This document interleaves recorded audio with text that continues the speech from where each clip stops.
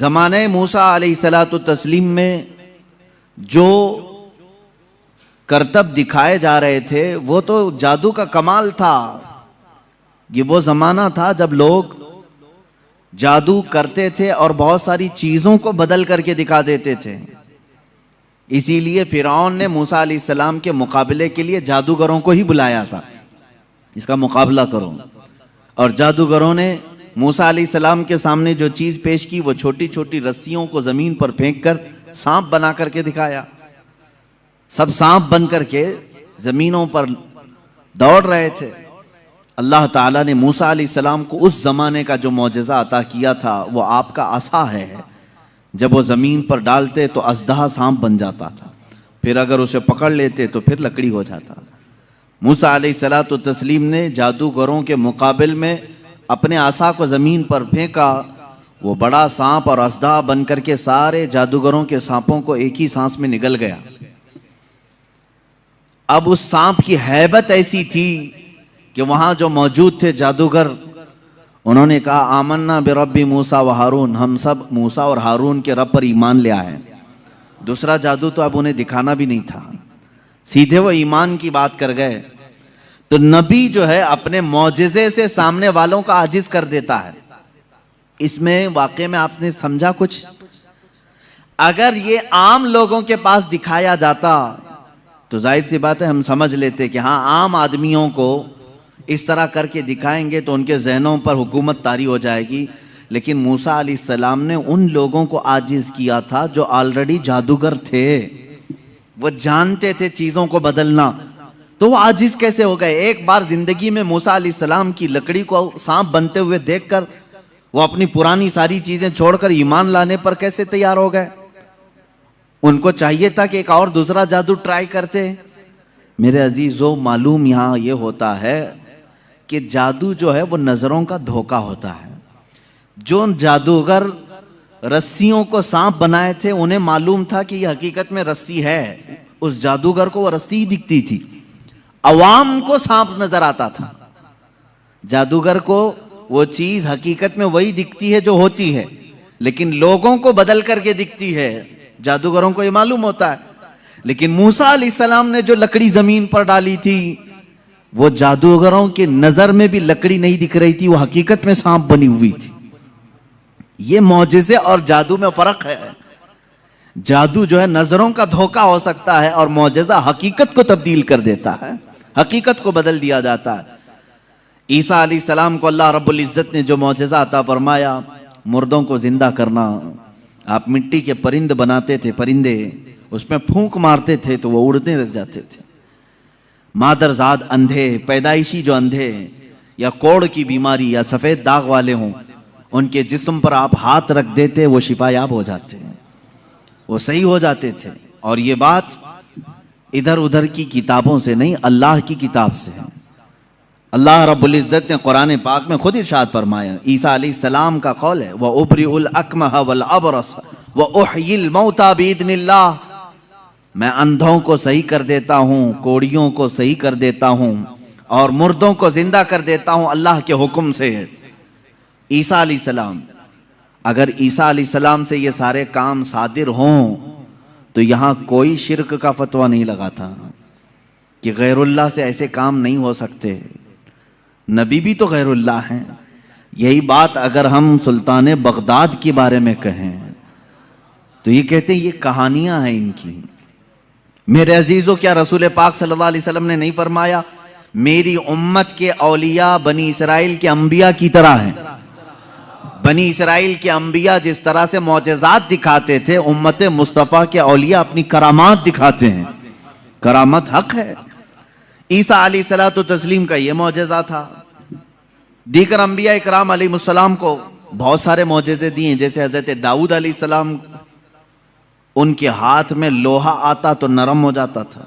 वो लोहे को अपने हाथ से जैसी शक्ल चाहते थे बना देते थे। लोहे का लिबास बनाते, लोहे की टोपियां बनाते, लोहे की चीज़ें बनाते, लेकिन लोहे को उन्हें आग में तपाने की ज़रूरत नहीं पेश आती। वो अपने हाथ में जैसे हम आटे को बना सकते हैं इस तरह से वो लोहे को बना सकते थे। ये अल्लाह के नबी दाऊद अलैहिस्सलाम का मौजज़ा था। हज़रत सुलेमान अलैहिस्सलाम का मौजज़ा ये कि आपको सारे परिंदों की बोलियां सिखाई गई थी, जिन्नात की और सारे तकरीबन मखलूकात की बोलियां आपको सिखा दी गई थी। और दूसरी चीज आपको मौजज़े में ये दिया गया कि सुलेमान अलैहिस्सलाम जिस तरफ चाहते हवा उस तरफ चलती। फसख्खरना लहुर रीह, अल्लाह फरमा रहा है हमने हवा को उनके लिए ताबे बना दिया था, उनके मुसख्खर कर दिया था। फिर इतना ही नहीं, आज से तकरीबन 4000 साल पहले सुलेमान अलैहिस्सलाम ने अपने तख्त को हवा में उड़ाया है। ये एरोप्लेन का ज़माना नहीं था, वो टेक्नोलॉजी का दौर नहीं था, लेकिन सुलेमान अलैहिस्सलाम के हुक्म से तख्त हवा में उड़ता और जिस तरफ आप चाहते उसी तरफ आपको वो सफ़र भी कराता। यह आपका मौजज़ा था। जिन्नात पर आपको हुकूमत दी गई थी। हज़रत दाऊद अलैहिस्सलाम, हज़रत सुलेमान अलैहिस्सलाम, हज़रत मूसा अलैहिस्सलाम, हज़रत ईसा अलैहिस्सलाम, इनके ये मुख्तसर मौजज़ात मैंने आपके सामने रखे। तकरीबन और अंबिया इकराम अलैहिस्सलाम को मौजज़े दिए गए। हज़रत सालेह अलैहिस्सलाम को एक मौजज़ा ऊँटनी की शक्ल में दिया गया था, इसलिए कि उस ज़माने के लोग जिस चीज़ के कायल नहीं थे उसी चीज़ को मौजज़ा बना करके भेजा गया है। यानी ईसा अलैहिस्सलाम के ज़माने में लोग ये कहते थे मरने के बाद दोबारा ज़िंदा नहीं हो सकते। ईसा अलैहिस्सलाम को वही मौजज़ा देकर भेजा अल्लाह ने, मुर्दों को ज़िंदा तुम करके दिखाओ। जब नबी करके दिखा सकते हैं तो अल्लाह दोबारा कैसे नहीं ज़िंदा करेगा। सालेह अलैहिस्सलाम के ज़माने में लोग इस बात के इनकारी थे कि बग़ैर बाप के कोई बेटा हो नहीं सकता, बग़ैर बाप के कोई बेटा पैदा नहीं हो सकता। आदम अलैहिस्सलाम कैसे आ गए दुनिया में, ऐसा कैसे हो सकता है। सालेह अलैहिस्सलाम को अल्लाह ताला ने हुक्म फरमाया तुम अपनी कौम को ले जाओ एक पहाड़ के पत्थर पर, पत्थर से कहो कि इसमें से ऊंट पैदा करके दे। हज़रत सालेह अलैहिस्सलाम ने उस पत्थर के पास खड़े होकर फरमाया तो पत्थर से एक ऊंटनी का बच्चा नमूदार हुआ। उस ऊंटनी का ना बाप है ना माँ है और अपनी बिरादरी से अपनी नस्ल से भी नहीं, बल्कि पत्थर एक जामिद चीज से ऊंट पैदा हुआ। उस ऊंटनी का जिक्र भी कुरान पाक में है। ये मौजज़े के तौर पर दिया गया था सालेह अलैहिस्सलातु तस्लीम को। अजीज़ान गिराम वक़ार, उन अंबिया इकराम को उनके ज़मानों की जो ज़रूरियात थी, जो तकाज़े थे, वो मौजज़े दिए गए। और सैयदुल अंबिया मुहम्मदुर रसूलुल्लाह सल्लल्लाहु तआला अलैहि वसल्लम को उन तमाम अंबिया के जो मौजज़ात थे वो तन्हा हुजूर को अता किए गए। हुस्न यूसुफ दमे ईसा यदे बैज़ादारी, आंचे खूबा हमा दारंद तू तन्हा दारी। ए रसूल पाक, यूसुफ का हुस्न भी आपके पास है, ईसा का दम भी आपके पास है और मूसा का यदे बैज़ा भी आपके पास है। वो तमाम खूबियां जो रखते थे अंबिया, या रसूल अल्लाह, तन्हा आपकी ज़ात में अल्लाह ने वह जमा किया। इमाम इश्क़ व मोहब्बत ने फरमाया ज़ात हुई इंतखाब वस्फ हुए लाजवाब, ज़ात हुई इंतखाब वस्फ हुए लाजवाब, नाम हुआ मुस्तफ़ा तुम पे करोड़ों दुरूद। एक ज़ात है, हज़ारों वस्फ इसमें जमा किए अल्लाह ने, हज़ारों वस्फ जमा किए। अब मौजज़ात मैं शुरू करता हूँ, इसलिए कि हमारा वक्त बहुत तेज़ी से चलता है और वक्त की सुइयां हमें काटते हुए चली जाती हैं। अल्लाह हमारे वक्त में बरकत अता फरमाए। इस बात को मैं महसूस करता हूँ कि जब मीलाद मुस्तफ़ा हो, रसूल करीम सल्लल्लाहु ताला अलैहि वसल्लम के तज़किरे हों, आपको भी एहसास होता होगा, आपको भी एहसास होता होगा, मुझे खुद एहसास होता है। 1.5 घंटा 2 घंटा या जिस कदर भी यहाँ बैठे हैं, कब वक्त गुजर गया पता ही नहीं चला। महफिल ख़त्म होती है तो हम घड़ियाँ देखते हैं, क्या हम इतनी देर तक बैठे रहे। पहलू में दर्द भी नहीं हुआ, पीठ में कमर में कोई कसक भी नहीं आई, इसमें इतना लगाव कैसे रहा। अजीज़ान गिराम वक़ार, इससे बाज़ उलमा ने यह मसला अख़ज़ किया कि जब मोहब्बत करने वाला मुहिब अपने महबूब के तज़किरे में रहता है तो उसे वक्त का अंदाज़ा नहीं होता।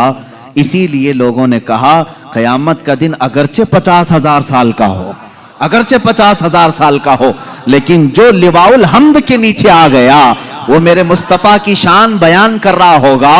यहां तक कि क़यामत का ये 50,000 साल का जो एक दिन है, रिवायात में बताया गया है, आशिकाने मुस्तफ़ा को ऐसा लगेगा जैसे बिजली चमकी और खत्म हो गई। लोग कहते हैं क़यामत आई भी और चली भी गई, वो लंबा दिन उनके लिए भारी होगा जो गुस्ताखी रसूल में अपने पेट मरोड़ते रहते हैं। उनके लिए भारी होगा जिनके सीने रसूलुल्लाह की मोहब्बत से मुनव्वर नहीं है। अजीज़ान गिराम वक़ार, यही बात तो कब्र में भी है। यही बात, बाज लोगों को दफन किया जाता है, तज़किरा सुने और जी लगा करके सुने। मेरे आका की महफिल में बैठे तो सुस्ती और काहिली नहीं, बल्कि इसके आदाब हैं। आप वजू से बैठें, हमतन गोश होकर बैठें। हल्की सी भी सुस्ती आए तो अपने आप को कोसें कि नहीं, मैं मुस्तफ़ा करीम की मीलाद में बैठा हूं, मेरे आका के तज़किरे में बैठा हूं। बाज लोगों को दफन किया जाता है। कब्र की जिंदगी मालूम है कितनी सख्त होती है। कहा गया वहां का 1 मिनट 1 साल के बराबर हो सकता है। मुर्दे पर वक्त ही नहीं गुजरता, वक्त ही नहीं जाता। वो रोज इंतजार करता है, रोज इंतजार करता है। लेकिन बाज मैयतें वो हैं जिन पर वक्त बहुत तेजी से गुजर जाता है। यहां तक कि कयामत का सूर फूंका जाता है, कब्रें खोली जाती हैं, लोगों को उठाया जाता है, तो बाज मुर्दे ये कह करके उठते हैं, बारे इलाहा इतनी जल्दी कयामत आ गई, कल ही तो मेरे घर वालों ने दफन किया था, आज मैं मैदान महशर में जमा हो गया। जबकि वो 500 साल सो चुके होंगे, 1000 साल सो चुके होंगे। फर्क क्यों? बाज मुर्दों पर वक्त नहीं बीतता, बाज लोगों पर वक्त तेजी से चला जाता है। वजह यह है कि जिसकी कब्र में जलवे मुस्तफा नजर आ जाए, मेरे आका सल्लल्लाहु तआला अलैहि वसल्लम उसकी कब्र में आ जाएं और वो जलवे जहां आरा को देखने में मसरूफ हो, तो कयामत का सूर फूंक दिया जाएगा। वो उन्हीं जलवों में मस्त हो चुका होगा और उसे वक्त का एहसास नहीं होगा। ऐ अल्लाह हमें उस जमात में शामिल फरमा। अब हम मौजज़ाते मुस्तफ़ा सल्लल्लाहु तआला अलैहि वसल्लम की तरफ चलते हैं। अल्लाह के नबी सल्लल्लाहु तआला अलैहि वसल्लम को मेरे मौला ने जो मौजज़े दिए थे वह अलग अलग हैं। हिस्सी मौजज़े, मानवी मौजज़े। आप सल्लल्लाहु तआला अलैहि वसल्लम का सबसे बड़ा मौजज़ा क्या है, मैं उसको आखिर में अर्ज करता हूं। लेकिन एक बात याद रखें, हुजूर की पूरी जिंदगी मौजज़ा है। सब पूरी जिंदगी मौजज़ा है। आपके जो बयानात हैं वो हदीसें, वो मौजज़ा हैं। हुजूर पाक सल्लल्लाहु तआला अलैहि वसल्लम का चलना फिरना, उठना बैठना सब मौजज़े की शक्ल में है। इसलिए कि इस तरह की चीजें आम आदमी कर नहीं सकता।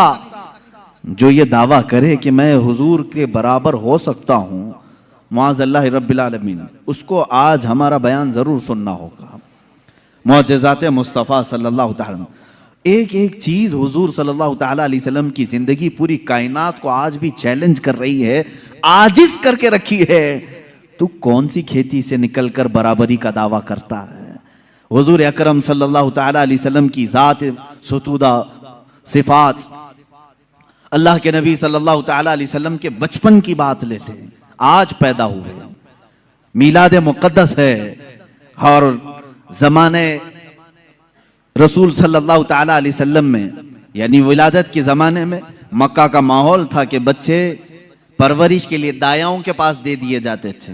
वजह यह थी कि बच्चा शहर की गहमा गहमी से दूर रहे, उसकी ज़ुबान महफूज रहे।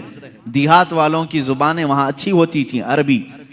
और शहर में होता यह था कि हर जगह के लोग मक्का में आते थे, मिक्स ना हो जाए। तो मक्का वाले ख़ास तौर पर अपने बच्चों की ज़ुबान की हिफाजत के लिए शुरू के चंद दिन किसी दाया के पास रखते थे।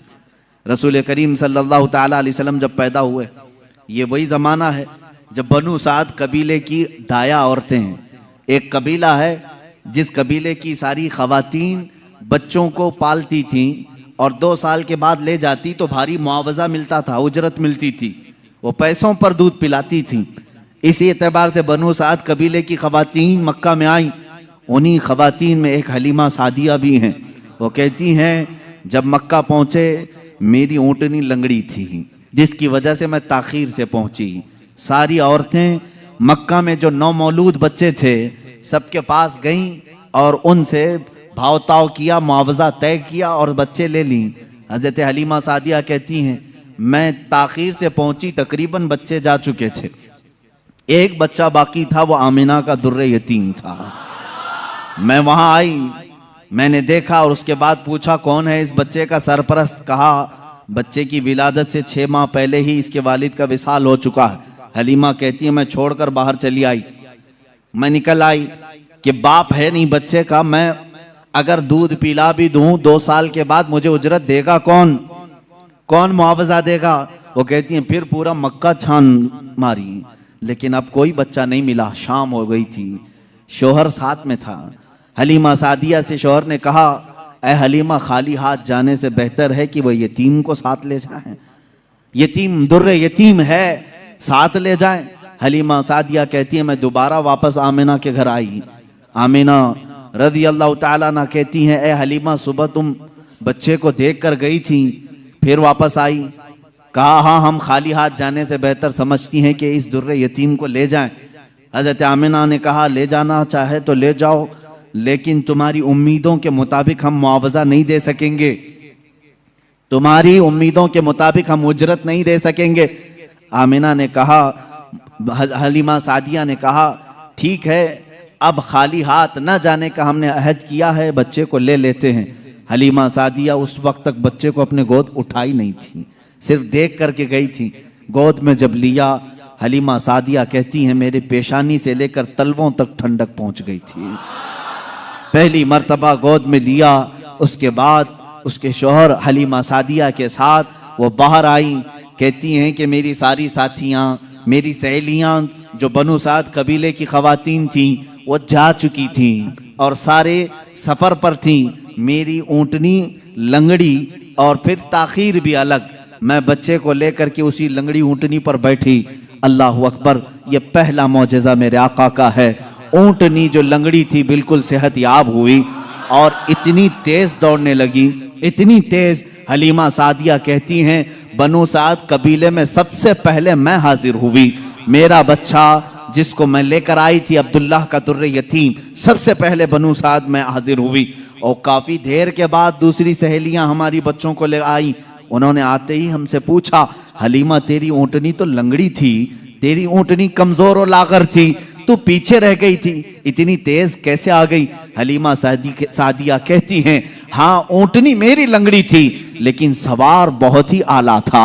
जैसे ही ये बच्चा इस ऊँटनी पर सवार हुआ, न जाने इसमें ताकत कहाँ से आई, सबसे पहले मैं हाजिर हुई। सारी औरतों ने महसूस किया ये एक मौजज़ा नहीं। बनु साद जो कबीला है वो आज भी है ताइफ के करीब, आज भी वो कबीला है हलीमा सादिया का कबीला, जिसको बनु साद कहते हैं। उस कबीले वालों का बयान है कि ये रात ऐसी थी, पूरे बनु साद कबीले की बकरियों के दूध से थन भर चुके थे। सारे कबीले वालों की बकरियों के थन दूध से भर चुके थे। हलीमा सादिया कहती हैं जब मैं बच्चे को घर में ले आई तो अजीब सी राहतें और बरकतें और हवाएं चलने लगी। लोगों ने महसूस किया आज तक बनु साद कबीले में ऐसी खुशगवार हवाएं आई नहीं थी, लेकिन लोगों ने बाद में ये महसूस किया ये हलीमा सादिया के घर जो बच्चा आया है उसी की बरकतें हैं। एक के बाद दीगरे लोगों ने मौजज़े देखे भी। हलीमा सादिया की जो बेटी हैं शैमा, जो हुजूर सल्लल्लाहु अलैहि वसल्लम की दूध शरीक बहन है, हुजूर की दूध शरीक बहन है, वो कहती हैं मैं मोहम्मद सल्लल्लाहु ताला अलैहि वसल्लम को गोद में लेकर रात में बैठती थी। 1 साल के नहीं थे, 9 माह के थे जब मैं गोद में लेकर बैठती थी। तारीक रातें हों या उजाली रातें हों, खुले आसमान के नीचे में आकर बैठती। मोहम्मद अरबी सल्लल्लाहु अलैहि वसल्लम की परवरिश में हलीमा का घराना लगा है। कहती हैं हम मालदार नहीं थे, खेल खिलौने वाली चीजें हमारे घर नहीं होती थी, लेकिन शैमा कहती हैं जब मोहम्मद मेरी गोद में होते, रात को 14वीं का चांद चमक रहा होता और मोहम्मद सल्लल्लाहु अलैहि वसल्लम गोद से उंगली को यूं उठाते, चांद इधर चला जाता, कभी चांद इधर जाता, गोद में उंगली जिस तरफ करते वो चांद उधर ही झुक जाता था। आला हजरत इमाम इश्क व मोहब्बत फाजिल बरेलवी रदी अल्लाह ताला अन्हु यूं फरमाते हैं चांद झुक जाता उधर, उंगली उठाते महद में, क्या ही चलता था इशारों पर खिलौना नूर का, क्या ही चलता था इशारों पर खिलौना नूर का। सुबह तैबा में हुई बटता है बाड़ा नूर का, सदका लेने नूर का आया है तारा नूर का। अजीजा ने गिरामी, खिलौना बना है कौन? जिससे पूरी दुनिया आज तक खेल ना सकी, वो मोहम्मद अरबी सल्लल्लाहु अलैहि वसल्लम का खिलौना बना है। ये मेरे आका सल्लल्लाहु अलैहि वसल्लम के मौजज़ात, गोद के मौजज़ात हैं, गोद के मौजज़ात हैं। अब मैं यहां पर एक बात ये बताना चाहता हूं, उन लोगों के जहन को मैं साफ करना चाहता हूं जो लोग ये कहते हैं हुजूर सल्लल्लाहु ताला अलैहि वसल्लम 40 साल के बाद नबी बनाए गए। 40 साल के बाद नबी बनाए गए। बहुत सारे लोगों ने किताबों में भी लिख दिया। मेरे अजीज, बात को समझा करो। नबी बनाए गए ये जुमला तवज्जो। और हमारा अकीदा ये है 40 साल के बाद हुजूर ने अपने नबी होने का ऐलान फरमाया। नबी बनाए गए अलग चीज है। वो नबी कब बनाए गए थे ये खुद रसूल पाक से पूछो। आप कब नबी बनाए गए थे? इनकी किताबों से नहीं पूछेंगे, हम हुजूर से पूछते हैं। मेरे आका फरमाते हैं कुन्तु नबिय्यन व आदम बैनल माई व तीन, मैं तो उस वक्त भी नबी था जब आदम को पानी और मिट्टी में गूंधा जा रहा था। आदम अलैहिस्सलाम के खमीर को गूंधा जा रहा था, उस वक्त भी मैं नबी था। ये अल्लाह के हबीब सल्लल्लाहु अलैहि वसल्लम ने फरमाया। और ये लोग कहते हैं 40 साल के बाद नबी बनाए गए। अच्छा चलो ठीक है, इस हदीस को अगर नहीं मानते, मौजज़ा कब दिया जाता है? मौजज़ा कब दिया जाता है? जब नबी अपनी नबूवत को जाहिर कर दे, उसे लोगों को कायल करना रहता है, ईमान की तरफ बुलाना होता है, अपनी हक्कानियत की दलील पेश करनी होती है, तब नबी मौजज़ा दिखाएगा। यहां मोहम्मद अरबी सल्लल्लाहु अलैहि वसल्लम गोद में जो मौजज़े दिखा रहे हैं, हलीमा सादिया के घर जो मौजज़े दिखाए जा रहे हैं, तुम्हारे कौल के एतबार से 40 साल के बाद नबी हुए थे ना, तो मौजज़े तो 40 साल बाद दिखना चाहिए। हलीमा सादिया की गोद में जो मौजज़े दिख रहे हैं, इससे पता चलता है वो पैदाइशी नबी थे।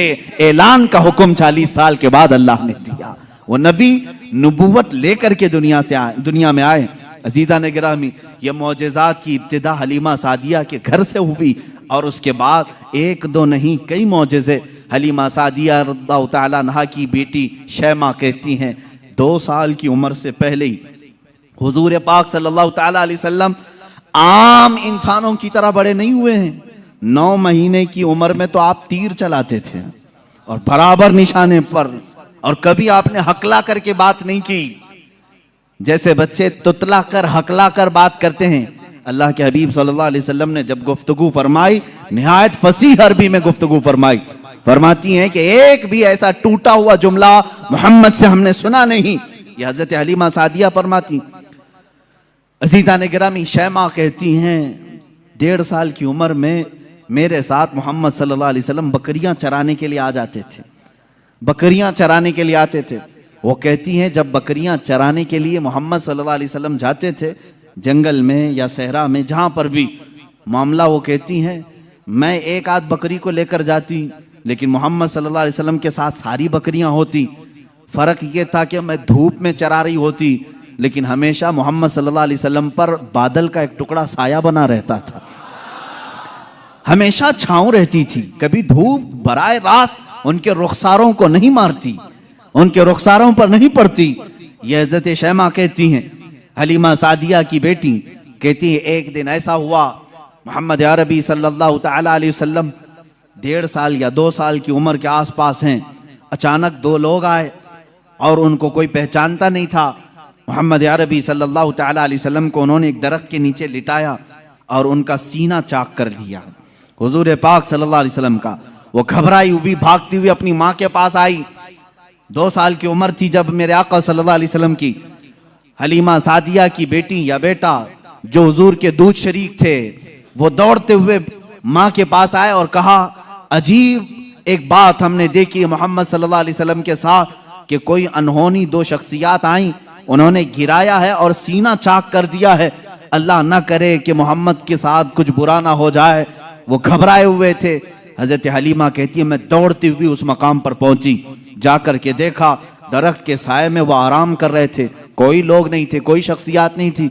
हलीमा सादिया ने देखा वाकई सीने के ऊपर कुछ निशानात नजर आ रहे थे। उठाया और पूछा कि क्या बात है। मोहम्मद अरबी सल्लल्लाहु अलैहि वसल्लम ने फरमाया अल्लाह के 2 फरिश्ते आए थे, उन्होंने मेरा सीना खोला और दिल निकाला, जन्नत से लाए हुए तश्त में जो ईमान और हिकमत से भरा हुआ था, मेरे दिल को उसमें रखा और उसके बाद फिर मेरे सीने पर रखा और फिर बंद कर दिया और वो चले गए। इसलिए कि बचपन में आने वाली आम इंसानों की खसलतें इस नूरे खुदा महबूब खुदा के दिल में कभी ना आए। उन्होंने सारे वसवसों को मेरे पाक कर दिया। ये 2 साल की उम्र में शक्के सदर का मौजज़ा इसको कहते हैं। क्या कहते हैं? शक्के सदर, सीना फट जाने वाला ये जो मौजज़ा है हुजूर पाक सल्लल्लाहु अलैहि वसल्लम की जिंदगी पाक में 4 मरतबा इस तरह से हुआ। सीना शक हुआ, फरिश्तों ने आपका दिल मुबारक निकाला, जन्नती पानी से और जन्नत की नूर और हिकमत से भर दिया। मेरे अजीजों, फिर मैं सवाल करता हूं, तुम तो कहते हो 40 साल बाद नबी हुए, फिर ये मौजज़ा 2 साल की उम्र में कैसे पेश आया? मौजज़ा नबूवत के बाद मिलना चाहिए। नबी होने वाला अपनी नबूवत की दलील के लिए लोगों के सामने मौजज़ा पेश करता है। ये तो मैंने बचपन के वो हालात बताए। मेरे आका सल्लल्लाहु ताला अलैहि वसल्लम के इन हालात को देखकर हलीमा सादिया घबरा गई और फिर वापस वो मक्का लेकर के आई। अल्लाह के हबीब सल्लल्लाहु ताला अलैहि वसल्लम हज़रत आमिना के घर रहे। यहाँ के जो आपकी जिंदगी पाक के अय्याम हैं वो फिर अगले किसी मौजू पर मैं अर्ज करूंगा। आज मौजज़ात मुस्तफ़ा हमारा मौजू सुखन है। अल्लाह के नबी सल्लल्लाहु ताला अलैहि वसल्लम के कमालात और मौजज़ात बयान से बाहर हैं, बयान से बाहर है। किस चीज में आपने मौजज़ा नहीं दिखाया? दरख्तों में हो, पत्थरों में हो, जानवरों में हो, परिंदों में हो, मुर्दों में हो, आसमान के तारों, चांद, सूरज में हो, किस चीज में मौजज़े मेरे आका के नहीं है? हर चीज में। और रिस्क में वसाअत और बरकत के इतने मौजज़े हैं कि पूरी किताब उस पर लिखी गई। रिस्क में बरकत और वसाअत, अल्लाह के नबी सल्लल्लाहु ताला अलैहि वसल्लम ने जिस चीज को तनाउल फरमाया और किसी को दे दिया वो खत्म ही नहीं होती। यह मौजज़ा एक बार नहीं कई बार पेश आया, कई बार पेश आया। हजरत उमर फारूक रज़ियल्लाहु ताला अन्हु फरमाते हैं, एक बार 440 लोग आए, 440 लोग हुजूर सल्लल्लाहु ताला अलैहि वसल्लम के पास आकर के उन्होंने कहा हमारी मेहमान नवाजी करें। रसूल करीम सल्लल्लाहु ताला अलैहि वसल्लम ने फरमाया उमर इनको खिलाओ। हजरत उमर ने कहा आका मेरे पास एक ही आदमी का खाना है, एक आदमी, ये 440 हैं। रसूल करीम सल्लल्लाहु ताला अलैहि वसल्लम ने एक खजूर उन्हें दी और फरमाया जाओ जितना खाना है उसी में से खिलाओ। हजरत उमर कहते हैं मैं ले गया, 440 लोग खाते रहे, मेरा खाना खत्म ही नहीं हुआ। वो खाकर चले भी गए, मेरा घर पूरा खा लिया, फिर भी खाना बाकी रहा। ये रिस्क में बरकत और वसाअत के एक नहीं बेशुमार मौजज़े हैं मेरे आका के। सुलह हुदैबिया के मौके पर मक्का मुकर्रमा जा रहे थे उम्रा की नीयत से। हुजूर अकरम सल्लल्लाहु ताला अलैहि वसल्लम मक्का वालों ने बीच रास्ते में रोक लिया था और उसके बाद एक वक्त ऐसा आया कि लोगों के पास पानी खत्म हो गया, पानी नहीं था और एक कुआं करीब में था वो भी सूख चुका था। वो कुआं आज भी मक्का में मौजूद है, हमने उसकी जियारत की है। आप इन सऊदियों ने 4 साल पहले शायद एक कंपनी को ठेके में दे दिया और उस कंपनी के अंडर अब वो कुआं है, अभी उसे ख़त्म नहीं किया गया। तकरीबन 14 सदियों पुराना कुआं आज भी मौजूद है। वो सूखा हुआ, बिल्कुल सूख चुका था। हुजूर पाक सल्लल्लाहु ताला अलैहि वसल्लम ने कुल्ली फरमाई और कहा उस कुएं में डाल दो। सहाबा कहते हैं हमने उस कुएं में पानी डाल दिया, थोड़ा सा कुल्ली का पानी था, कुआं लबालब भर गया। पानी से इतना भरा कि जितने लोग थे सबों ने उस कुएं से पानी पिया भी, वजू भी किया, जिसे गुस्ल की हाजत थी गुस्ल किया, अपने जानवरों को भी पिलाया। एक सहाबी से पूछा गया आप लोग कितने थे उस वक्त? वो कहते हम 1400 लोग थे, लेकिन मेरा यकीन है कि अगर 1 लाख होते तो भी पानी कम ना पड़ता। और उसके बाद वो कुआं कभी सूखा नहीं, आज भी पानी उसमें मौजूद है। और एक कुआं बीरे शिफा जिसको कहते हैं, उसके मुतालिक मैंने ये सुना है कि वो निहायत ही खारी पानी, कड़वा पानी, जानवर भी नहीं पीते थे। अल्लाह के नबी सल्लल्लाहु ताला अलैहि वसल्लम बदर से वापसी के मौके पर उसमें अपना लुआब पाक डाला, वो पानी आज भी मीठा है, आज भी मीठा है। इन सऊदियों ने उसमें सीमेंट भर दिया, डामर डाल दिया, तारकोल डाला, केमिकल डाला। उनके एतबार से ये शिरक है।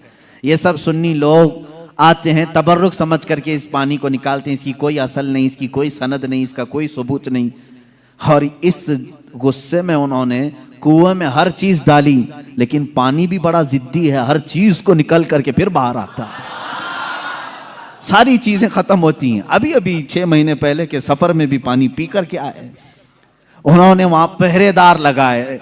आज भी पता नहीं बुग़्ज़ किस बात का है, बुग़्ज़ किस चीज का है। तुम्हें सिनेमा थिएटरों से तकलीफ नहीं हुई, बीरे शिफा से इतनी तकलीफ? तुम्हें बीच खोलने में शर्म हया नहीं आई, मुस्तफ़ा करीम सल्लल्लाहु ताला अलैहि वसल्लम के उशाक और मोहब्बत करने वाले अगर तारीख की किसी चीज को दिल और जान से यकीन के साथ अमल करते हैं और उन्हें शिफा भी मिलती है, तो इनके पेट में दर्द क्यों होता है? हैरत की बात है अजीज़ा ने गिरामी वकार, एक बात, एक फार्मूला तो मुझे समझ में आता है, हर आदमी अपने बड़ों की रविश पर चलता है, हर आदमी अपने आकाओं को जरूर खुश करता है। अल्हम्दुलिल्लाह हम उन तबर्रुकात पर मर मिटते हैं, जान देते हैं, इसलिए कि हमारे आकाओं का तबर्रुक है, और ये हर उस चीज को मिटाने की कोशिश करते हैं इसलिए कि ये भी अपने आकाओं की नस्ल में से हैं। यहूदी हमेशा चाहते थे कि नाम मुस्तफ़ा मिटा दिया जाए, हमेशा चाहते थे, तौरात में खुरच खुरच करके नाम निकाले इन्होंने, लेकिन आला हज़रत फाजिल बरेलवी रज़ियल्लाहु ताला अन्हु ने ये फरमाया, तू घटाए से किसी के न घटा है न घटे, जब बढ़ाए तुझे अल्लाह ताला तेरा, मिट गए मिटते हैं मिट जाएंगे आदा तेरे, न मिटा है न मिटेगा कभी चर्चा तेरा। हुजूर पाक सल्लल्लाहु ताला अलैहि वसल्लम की कोई चीज तुम तारीख से नहीं मिटा सकोगे। बहरहाल रिज्क में बरकत और वसाअत के बेशुमार मौजज़ात हैं। एक बार तो कमाल की बात है, मकाम ज़ोरा पर हुजूर पाक सल्लल्लाहु ताला अलैहि वसल्लम तशरीफ फरमाए, यहाँ सहाबा कहते हैं हमारे पास पानी फिर खत्म हो गया, पानी कुछ भी नहीं था, ना कुआं करीब में था, कुआं था तो कुल्ली फरमाई, कुएं का पानी बाहर आया। हजरत मूसा अलैहिस्सलाम का मौजज़ा याद होगा आपको, आपने लकड़ी से पत्थर पर मारा एक मर्तबा, 12 चश्मे बाहर निकले। कुरान पाक में है, कुरान ने फरमाया फनफजरत मिन हुस्नता अशरत आइना, 12 चश्मे पानी के निकले थे, और इसलिए कि उनकी उम्मत में 12 कबीले थे, 12 कबीलों के लिए 12 चश्मे निकल गए। किस चीज से मूसा अलैहिस्सलाम ने मारा? अपने असा से। किस पे मारा? पत्थर पे। पत्थर से 12 चश्मे निकले। मुस्तफ़ा करीम सल्लल्लाहु ताला अलैहि वसल्लम सफर में, सहाबा तशरीफ लाए, शिकायत की पानी की, अल्लाह अल्लाह मैं यहाँ पर अकीदे पर कुर्बान जाऊं सहाबा के, उनसे क्यों नहीं कहते पानी बरसाना पानी देना अल्लाह का काम है। वो सहाबा हुजूर के पास बार बार क्यों आ जाते थे?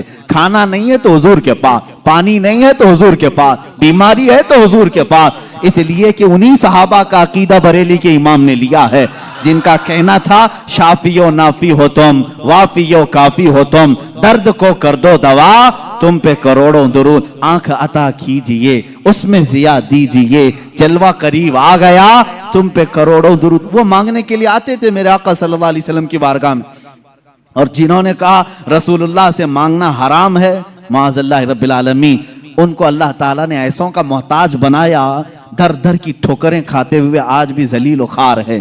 इसीलिए मेरे इमाम ने कहा है, जो तेरे दर से यार फिरते हैं, दर बदर यूं ही खार फिरते हैं, दर बदर यूं ही खार फिरते हैं। हमें फख्र है इस बात पर, हम मोहताज हैं तो मदीने के ताजदार के रसूल करीम सल्लल्लाहु ताला अलैहि वसल्लम से मांगेंगे। इसलिए मांगते हैं कि रब है मोती ये है कासिम, रिस्क उसका है खिलाते ये हैं, रिस्क उसका है खिलाते ये हैं। हम खालिक समझकर, हम रसूलुल्लाह को राज़िक समझकर नहीं जा रहे हैं, बल्कि वो रज़्ज़ाक़े हकीकी के नायब हैं। इसीलिए आला हज़रत फाजिल बरेलवी ने फरमाया है कि रब है मोती ये है कासिम, रिस्क उसका है खिलाते ये हैं। बखुदा खुदा का यही है दर, नहीं और कोई मफर मखर, जो वहां से हो यहीं आके हो, जो यहां नहीं तो वहां नहीं, यह आला हज़रत ने फरमाया। बहरहाल रसूल करीम सल्लल्लाहु ताला अलैहि वसल्लम के पास अब सहाबा आए पानी की शिकायत लेकर के, पानी यहां पर भी नहीं है। हुजूर पाक सल्लल्लाहु अलैहि वसल्लम ने फरमाया कुआं भी करीब नहीं, तालाब भी करीब नहीं, पत्थर भी करीब नहीं। एक सहाबी से कहा कि बर्तन कुछ है तुम्हारे पास? कहा एक बर्तन में इतना पानी है कि या तो पी सकता हूं या तो वजू कर सकता हूं। हुजूर पाक सल्लल्लाहु अलैहि वसल्लम ने फरमाया वही ले आओ।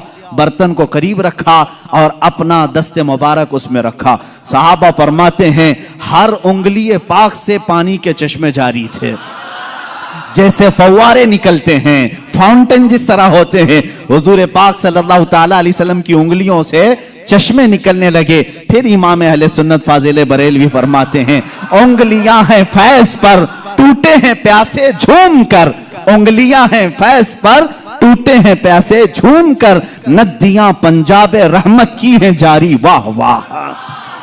पंजाब रहमत की। पंजाब रहमत का मतलब, पंजाब जो हमारा है इसको इसलिए पंजाब कहते हैं, 5 नदियां हैं वहां पर। मेरे आका सल्लल्लाहु ताला अलैहि वसल्लम के सिर्फ दस्ते मुकद्दसा में रहमत के पंजाब थे। 5 उंगलियों से 5 चश्मे निकले। और उस वक्त सहाबा फरमाते हैं हम तकरीबन 300 लोगों ने उससे वजू भी किया, पानी भी पिया, जानवरों को भी पिलाया। किस पानी से? उंगलियों से निकले हुए पानी। अब मैं पूछता हूं मेरे अजीजों, ये है मौजेजा जिसको खर्क़े आदत कहते हैं, जो अकल में ना आए, अकल में ना आए। हाँ, एक बात तो समझ में आती, मूसा अलैहिस्सलाम ने लकड़ी मारी थी पत्थर पर और पत्थर से 12 चश्मे निकले, मौजेजा वो भी था। लेकिन हमने दुनिया में बहुत सारे फॉल्स देखे हैं जो पत्थरों से ही निकलते हैं, नहीं देखे आपने? पहाड़ों से पानी का निकलना आम सी बात है, लेकिन नूरे मुस्तफा मोहम्मद अरबी सल्लल्लाहु अलैहि वसल्लम का मौजज़ा तो ये है, दुनिया ने आज तक ना सुना होगा ना देखा होगा। पत्थरों से निकलने वाला पानी तो देखा है, उंगलियों से निकलने वाला पानी सिर्फ ताजदारे मदीना के यहाँ है। ये मेरे आका सल्लल्लाहु अलैहि वसल्लम का मौजज़ा, कमाल का मौजज़ा था। ये खाने पीने के मामलात में 1-2 नहीं, बहुत से मौजज़ात हैं। फिर आगे बढ़ो, जंगे खंदक के मौके पर खंदक खोदी जा रही थी। वाकया ऐसा था, मेरे इन 12 रोज़ा उन्वानात में एक उन्वान है इंशाअल्लाह, हुजूर सल्लल्लाहु ताला अलैहि वसल्लम के सारे गज़वात, हुजूर की जंगी हिकमतें क्या थीं, इंशाअल्लाह उल अज़ीज़ उसमें अर्ज़ करूँगा। खंदक एक जंग हुई है, उसका नाम ही ग़ज़वा खंदक इसलिए कि मदीने के अतराफ में एक बहुत बड़ी खंदक खोदी गई थी, एक खाई खोदी गई थी। वजह यह थी कि दुश्मन पूरी की पूरी फौज लेकर मदीने में दाखिल ना हो, इसलिए कि जब दुश्मन फौज लेकर अपने शहर में आएंगे, शहर में तहस नहस करेंगे, बर्बादी करेंगे। बाहर ही निपट लिया जाए तो घर तो महफूज रहेंगे। जंग होगी, कुछ तो नुकसान होगा कि नहीं होगा। जैसे देखने इराक तबाह हो गया, शाम तबाह हो गया। यही जंग अगर अमेरिका में होती तो क्या वो बचा होता? जहां जंग होती वहां के घर उजड़ जाते। मदीना तैयबा से बाहर जंग के लिए खंदक खोदी गई। अब ये खंदक खोदने में काफी दिन लग गए। सहाबा उस जमाने में भूखे प्यासे फाका कशी में खंदक खोदते रहे। ऐसे नहीं कि सिर्फ सहाबा ने खोदा, अल्लाह के नबी सल्लल्लाहु ताला अलैहि वसल्लम ने खुद भी अपने हाथ से खंदक खोदी है। एक बार सहाबा फरमाते हैं, बड़ा पत्थर आ गया, किसी से नहीं टूटता था, हिलता भी नहीं था। उस वक्त रसूल करीम सल्लल्लाहु अलैहि वसल्लम को उन्होंने खबर दी। अल्लाह के हबीब सल्लल्लाहु ताला अलैहि वसल्लम तशरीफ लाए। मेरे अजीजों, मेरे आका का एक मौजज़ा ये भी था, जितने सहाबा थे उनके पास जितनी ताकत थी, सबसे ज्यादा ताकत मेरे मुस्तफ़ा के पास भी थी।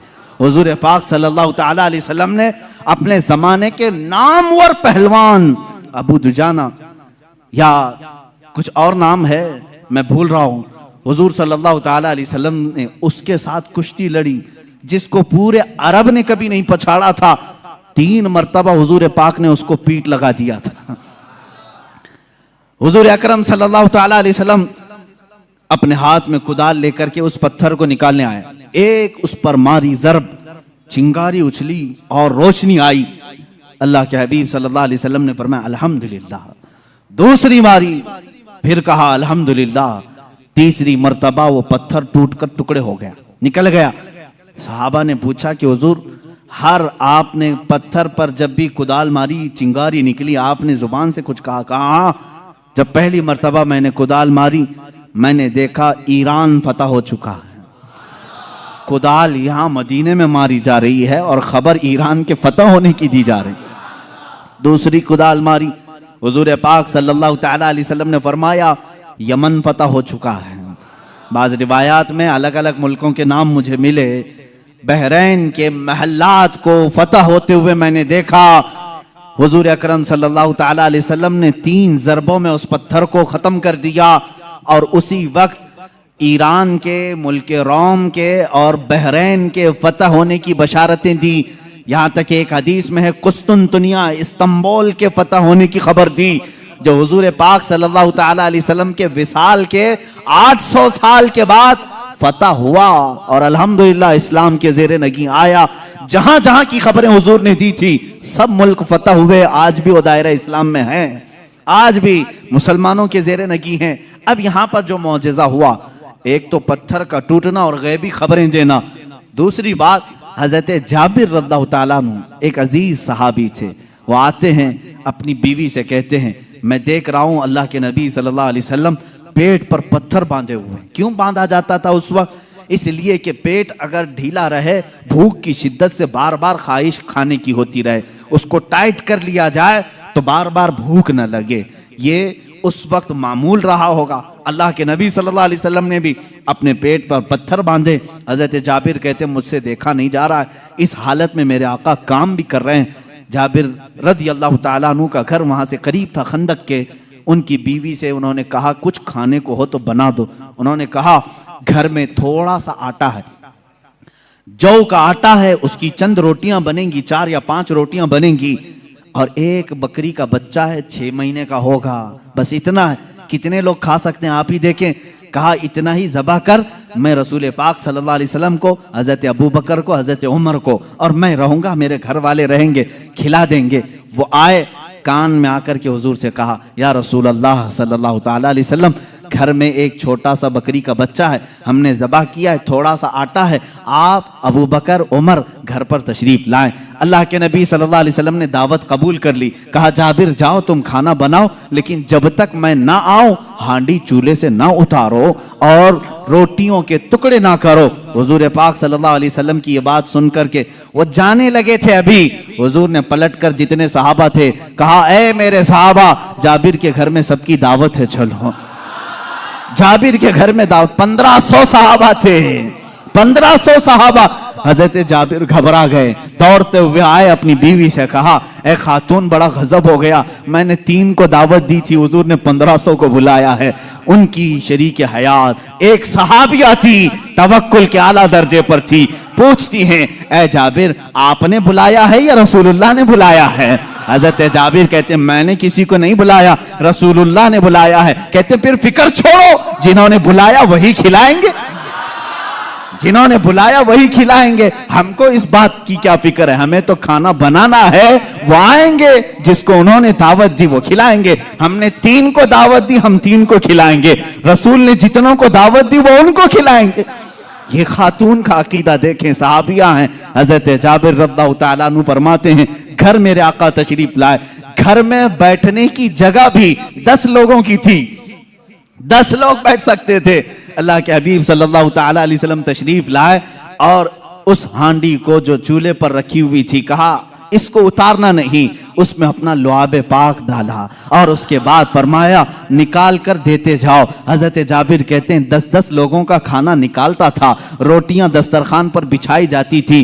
शाम हो गई, 1500 सहाबा खा लिए, अभी मेरी हांडी में आधा खाना बाकी ही रहा।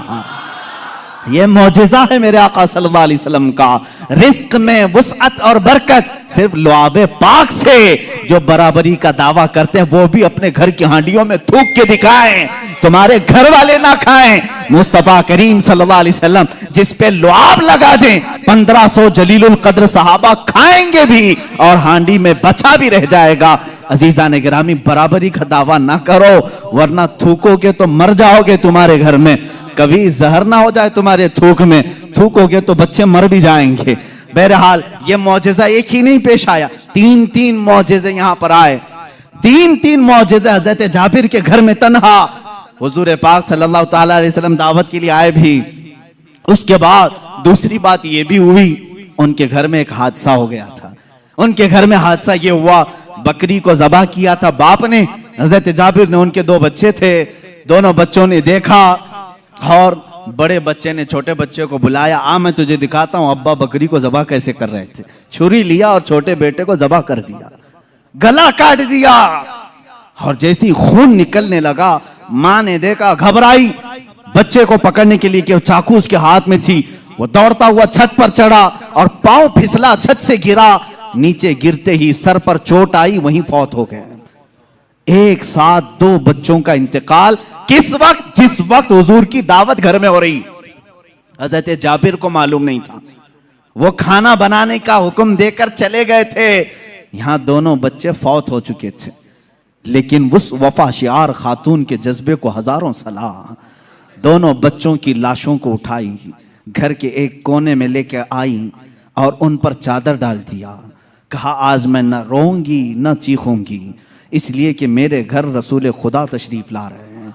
मैं अपने गम को उस दावत पर भारी होने नहीं दूंगी। मेरे अजीज, किसी माँ का कलेजा अगर बर्दाश्त कर सकता है अपने बेटे की मौत का गम, तो मुझे बताओ दुनिया की कोई ऐसी औरत। ये वो औरतें थी जिनके मुतालिक कुरान ने कहा रदी अल्लाहु अन्हुम व रदू अन, अल्लाह इनसे राजी हो गया और ये अल्लाह से राजी हैं। ये खातून चादर ओढ़ा करके दोनों बच्चों की लाश पर रखी हुई हैं। मेरे आका सल्लल्लाहु अलैहि वसल्लम जिस वक्त घर में आए, खाने के लिए दस्तरखान पर जब बैठे, आपने लुक़मे उठाए। उसके बाद हजरत जाबिर से कहा, जाबिर तुम्हारे बच्चे नहीं दिखते, कहाँ हैं? वो बीमार थे। बीवी से आकर के कहा, खातून कहाँ हैं बच्चे? खातून ने कहा वो सो रहे हैं, वो सो रहे हैं, आप जाएं। हुजूर पाक सल्लल्लाहु अलैहि वसल्लम के साथ बैठे हैं। वो आए, कहा हुजूर वो आराम कर रहे हैं, सो रहे हैं। हुजूर पाक सल्लल्लाहु अलैहि वसल्लम ने फरमाया जाओ उनको ढूंढ लाओ। दोबारा आए, खातून से कहा कि बच्चे कहाँ हैं? कहा आपको मालूम था वो बीमार थे। कहाँ वो बीमार थे? कहा अब वो बहुत अच्छी नींद में सोए हुए हैं, नहीं उठेंगे। खातून ये कह रही हैं, अपने शोहर को तक जाहिर नहीं किया। हजरत जाबिर दोबारा, तीसरी बार मेरे आका सल्लल्लाहु अलैहि वसल्लम ने फरमाया जाबिर मुझे अल्लाह का हुक्म है कि मैं तेरे बेटों के साथ खाऊं। हुजूर पाक सल्लल्लाहु अलैहि वसल्लम दस्तरखान से उठ गए, खाना रखा हुआ था, अंदर खुद चल करके आए, खुद पूछा कि कहाँ सो रहे हैं, मुझे भी दिखा दो। हजरत जाबिर की खातून जो थी, बीवी थी, वो उस कमरे में ले गई, लाशों पर से चादर उठाया। हजरत जाबिर कहते हैं मैं देख करके दहल गया, बच्चों की लाशें हैं। अल्लाह के नबी सल्लल्लाहु ताला अलैहि वसल्लम करीब गए, दोनों बच्चों के हाथों को पकड़ा और कहा बहुत देर से हम तुम्हारे इंतजार में, उठो दस्तरखान बिछा है। दोनों बच्चे अपने कपड़े झाड़ते हुए खड़े हो गए। मूसा ईसा अलैहिस्सलाम के मुर्दों को जिंदा करने का मौजज़ा तुमने सुना होगा। नबी रहमत सल्लल्लाहु ताला अलैहि वसल्लम अपने गुलामों के घर में जो फौज शुदा शहजादे थे उन्हें जिंदा भी किया और अपने दस्तरखान पर बिठाया भी। और ये बच्चे सिर्फ थोड़ी देर के लिए जिंदा नहीं हुए थे, फिर एक लंबी जिंदगी इन्होंने गुजारी मेरे आका की सोहबत में, और हदीसें भी रिवायत की। ये हुजूर अकरम सल्लल्लाहु अलैहि वसल्लम का मौजज़ा। दो मौजज़े एक ही घर में। तीसरा मौजज़ा ये है, ये रहमत आलम सल्लल्लाहु ताला अलैहि वसल्लम जिस घर पर जाएं उस घर के रहमो करम की बातें ना पूछो, वहां बरकत ही बरकत है। पूरा खाना खाकर जब सहाबा चले जा रहे थे, सारी हड्डियों को जमा किया। मेरे आका सल्लल्लाहु अलैहि वसल्लम ने फरमाया वही बकरी का 6 माह का बच्चा था। अल्लाह के नबी सल्लल्लाहु अलैहि वसल्लम ने कहा ए बकरी खड़ी हो जा। बकरी अपना कान झाड़ते हुए खड़ी हो गई। हजरत जाबिर को उनकी बकरी वापस दी गई। अजीजा ने गिरामी, ये मुस्तफा करीम सल्लल्लाहु ताला अलैहि वसल्लम के नाज हैं और उनके अंदाज हैं। जिस घर में गए सारों को खिलाया भी और खिलाने वाले के बच्चों को भी जिंदा किया, बकरी को भी जिंदा किया। तुम्हारा माल तुम्हें दे दिया गया और सबको खिला भी दिया गया।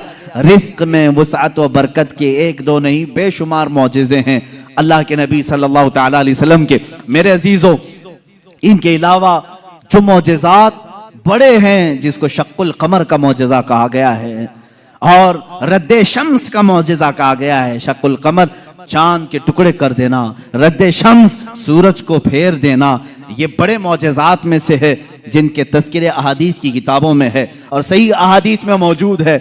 मक्का मुकर्रमा में भी जादूगर थे, लोग जादू समझते थे। उस वक्त अल्लाह के नबी सल्लल्लाहु ताला अलैहि वसल्लम से कई लोगों ने जिन जिन मौजज़ात का सवाल किया, हुजूर पाक ने वो उन्हें करके दिखाया, करके दिखाया। एक अराबी शख्स, एक देहाती आया और उसने कहा ऐ मोहम्मद अरबी सल्लल्लाहु ताला अलैहि वसल्लम, मैं आपको अल्लाह का रसूल कैसे मान लूं? मेरी अकल है, आप किसी उस्ताद के पास नहीं गए, मैंने कभी आपके मुतालिक सुना नहीं कि कोई उस्ताद आपको पढ़ाया, फिर भी आपके जुबान से जो अल्फाज निकलते हैं वो कमाल के हैं। बहरहाल मैं आपको अल्लाह का रसूल कैसे तस्लीम करूं? हुजूर पाक सल्लल्लाहु ताला अलैहि वसल्लम ने उससे पूछा कि क्या मैं तुझे ये सामने वाले दरख्त से कहलवा दूं कि मैं अल्लाह का रसूल हूं, तू मान लेगा? उसने कहा हाँ मान लूंगा, दरख्त भला बात भी कर सकता है। हुजूर पाक सल्लल्लाहु अलैहि वसल्लम ने फरमाया जा उस दरख्त से कह दे अल्लाह के रसूल बुला रहे हैं। हुजूर ने नहीं बुलाया, उस देहाती से कहा, ये बात तवज्जो चाहता हूं, इस नुक्ते को समझो। हुजूर हुक्म दे, दरख्त आ जाना चाहिए ना। हुजूर ने फरमाया उस देहाती से जो देखने आया था, जा तू खुद बोल कि अल्लाह के रसूल बुला रहे हैं। वो गया देहाती, दरख्त को मुखातिब करके कहा, ऐ दरख्त तुझे अल्लाह के रसूल बुला रहे। हदीस पाक में वो दरख्त अपने जड़ों समेत बाहर आया, काफी बड़ा दरख्त है, और झूमते हुए जैसे पिंडलियों पर इंसान चलता है बारगाह मुस्तफा में आया, और ऐसे झुका जैसे इंसान रुकू में झुकता है। और उसके बाद उस दरख्त से आवाज आने लगी, अशहदु अन्नका रसूलुल्लाह, गवाही देता हूं कि आप अल्लाह के रसूल हैं। अल्लाह के नबी सल्लल्लाहु अलैहि वसल्लम ने फरमाया, दरख्त तो अपने मकाम पर वापस चला जा। वो दरख्त फिर वहीं चला गया जहां था वहीं। आज भी मक्का मुकर्रमा में उस दरख्त की जगह पर एक मस्जिद बनाई गई है। ये तुर्कियों की बदौलत बनी थी, वहाबियों की बदौलत नहीं। उस मस्जिद को मस्जिद शजरा कहते हैं, दरख्त वाली मस्जिद। उस देहाती ने बाद में कहा, ऐ अल्लाह के रसूल, जब दरख्त आपको अल्लाह का रसूल मानते हैं और सजदा करते हैं, उनसे ज्यादा हक तो इंसानों का है। मैं सजदा करूं आपको, मैं अल्लाह का रसूल मानूं। अल्लाह के नबी ने फरमाया, अल्लाह ने अपने अलावा किसी और के लिए सजदा हलाल नहीं किया, सजदा सिर्फ अल्लाह का होगा। हाँ, उसने कलमा तैयबा पढ़ा और ईमान लाया। मैं यहां बताना चाहता हूं, मौजज़ा वो है, रसूल जो कह दे वो हो जाए। लेकिन यहां तो रसूल ने दरख्त को नहीं कहा, इस देहाती ने जाकर कहा। वो भी अभी ईमान नहीं लाया था, ईमान लाने से पहले जाकर कहा, ऐ दरख्त तुझे रसूल बुला रहे हैं। पता चला रसूल का गुलाम जो होता है, रसूल से जिसकी निस्बत हो जाए, जिसका कनेक्शन मजबूत हो जाए, वो भी अगर मखलूकात को हुक्म दे दे तो उसके हुक्म की वो पाबंदी करते नजर आते हैं, उसके हुक्म की पाबंदी करते नजर आ। दरख्त से पूछते अगर तुम, ऐ दरख्त क्या तू एक देहाती की बात मानकर अपनी जमीन की जड़ों से निकल आया? ये देहाती भला है कौन, तू इसकी बात कैसे मान लिया? तो दरख्त तुम्हें अपने आलम अरवाह में गालिबन ये जवाब दे दे। वो कहेगा, नादान, तू ये ना देख कि वो देहाती मुझे बुलाने आया था, ये देख वो किसके हुक्म से आया था। जिसका हुक्म था उसके हुक्म पर मैं बजा लाने के लिए इस अमल को किया। अजीजा ने गिरामी वक़ार, ये दरख्तों के मौजज़े ये ऐसे नहीं हैं कि सिर्फ हम लोगों ने लिखे हैं। तारीख की औराक आज इस बात के शाहिद हैं कि मक्का के कुफार और मुशरिकीन भी इन मौजज़ात को देखते रहे। इन मौजज़ात को उन्होंने देखा, दरख्त का निकल करके आना, हिरन का बात करना हुजूर से, ऊंट का बात करना, भेड़िए का गुफ्तगू करना, ये मक्का वालों ने सुना भी है। फसी अरबी जुबान में एक भेड़िया गुफ्तगू कर रहा था मक्का में। एक आदमी ने, मक्के वाले ने देखा भेड़िया गुफ्तगू कर रहा है अरबी में, उसका शिकार इसने छीन लिया था। उसने कहा, अल्लाह ने जो मुझे रिस्क दिया तूने छीन लिया। इसने पलट करके कहा, क्या जानवर भी अरबी बोलते हैं? उस भेड़िए ने जवाब क्या दिया सुनी। उस भेड़िए का जवाब वो आशिक रसूल होगा। उसने कहा, ए नादान, जानवर का बात करना इतने ताज्जुब की बात नहीं, इससे बड़े ताज्जुब की बात तो यह है, अल्लाह का सबसे मुकद्दस रसूल मक्का में है और तू ईमान नहीं लाता। इससे बड़ा ताज्जुब यह है। इसी से समझ में आता है कि जानवर भी ये जानते हैं कि अल्लाह के रसूल सबसे आला व अफजल हैं, अशरफ और अकलमल है। अजीजा ने गिरामी वक़ार, एक बार अबू जहल ने प्रोपेगेंडा फैलाया कि आओ देखते हैं मोहम्मद की बहुत सल्लल्लाहु तआला अलैहि वसल्लम, बहुत सारे लोग कायल हो गए, ये जो कुछ भी दिखाते हैं जमीनों पर दिखाते हैं। खत लिख करके यमन के एक बहुत मुअज़्ज़ज़ शख्स जिनको हबीब यमनी कहते हैं, बुलाया। अबू जहल की अच्छी दोस्ती थी, तिजारत की साथीदारी रही होगी। हबीब यमनी को कहा, हमारे यहाँ एक ऐसा शख्स निकला है जो ऐसे ऐसे दावे कर रहा है, आओ। उस हबीब ने कहा, मैं तो अपनी आंखों से आकर के देखूंगा, अगर वो जादूगर है तो मैं समझ जाऊंगा कि वो कैसे जादू करता है, मुझे भी थोड़ा इल्म है। वो शख्स हबीब यमन से निकल करके मक्का आया। अबू जहल ने सारे लोगों को जमा किया, मोहम्मद अरबी सल्लल्लाहु तआला अलैहि वसल्लम के पास आए और कहा, अगर आप अल्लाह के रसूल हैं और आप जो कुछ दिखाते ये मौजज़ा है, तो अब हमें ज़मीनी मौजज़ा, ज़मीनी करतब की ज़रूरत नहीं। इसलिए कि मक्का वालों का ये अकीदा था, जादूगर जो भी दिखा सकता है वो ज़मीन पे, आसमान पे नहीं दिखाएगा। आसमान पे जादू नहीं चलता। आज भी कोई जादूगर आसमान पे जादू करके दिखाए, नहीं चलेगा। उन्होंने कहा, ज़मीन की बहुत सारी चीज़ें देखी, आसमान पे कुछ दिखाओ। ये 14वीं ईद का चांद उस रात चमक रहा था। हुजूर पाक सल्लल्लाहु ताला अलैहि वसल्लम ने फरमाया कि अगर मैं इस चांद को 2 टुकड़ों में तब्दील कर दूं तो उस शख्स ने कहा, हबीब जो यमन से आया, तब तो हम आपको अल्लाह का रसूल मान लेंगे। अगर आपका हुक्म आसमानों पर भी चलता है। हुजूर पाक सल्लल्लाहु ताला अलैहि वसल्लम जबल अबू कुबैस, एक पहाड़ी है मक्का में, उसके नीचे खड़े थे, सारा मजमा था। अल्लाह के नबी सल्लल्लाहु ताला अलैहि वसल्लम ने चांद की तरफ यूं इशारा फरमाया। अचानक चांद शक हुआ, एक टुकड़ा पहाड़ के इस तरफ, दूसरा टुकड़ा पहाड़ के उस तरफ नजर आ रहा था। ये ऐसा नहीं कि करतब दिखाने वाले यूं तोड़कर यूं बिठा दें।